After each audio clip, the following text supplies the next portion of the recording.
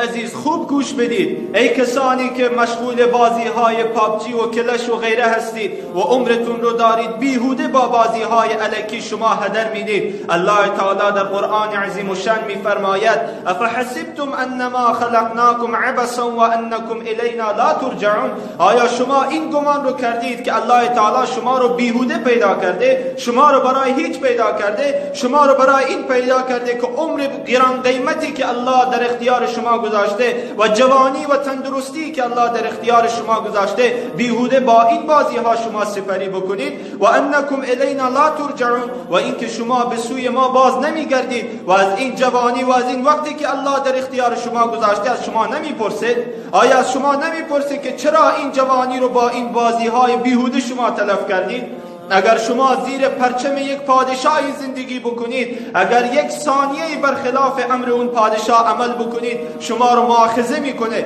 اما امروز شما زیر سایه آسمانی با این عظمتی که الله پیدا کرده دارید زندگی میکنید و الله بر شما رحمت از اون آسمان سرازیر میکنه، اما شما ساعتها برخلاف امر این الله شما دارید سپری میکنید، وقتتون رو دارید هدر میدید. آیا شما گمان میکنید که الله از شما نمیپرسه؟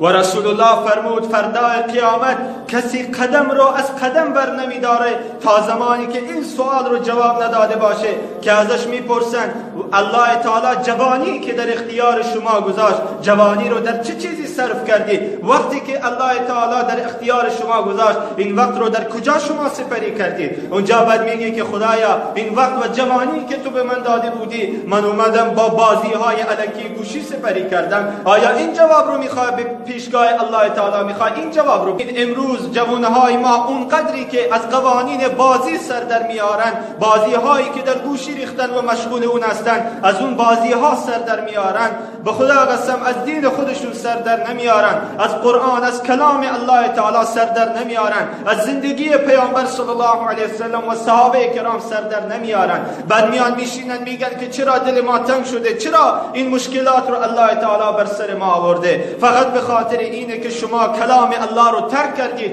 گوشی ها رو برداشتید، شب و روز مشغول بازی هستید. اما برای نماز صبح چقدر بلند شدیم؟ برای این که بیام کلام الله رو یاد بگیریم، از دین الله سر در بیاریم، چقدر من و شما تلاش و کوشش کردیم؟ برای تفریح اول وقت بلند میشیم، اول صبح بلند میشیم، برای تفریح آمادگی میگیریم، اما برای نماز جمعه که تعالیم دینی در اون نماز داده میشه من و شما آخر وقت داریم پامون سنگین میشه، یواش یواش داریم میاییم.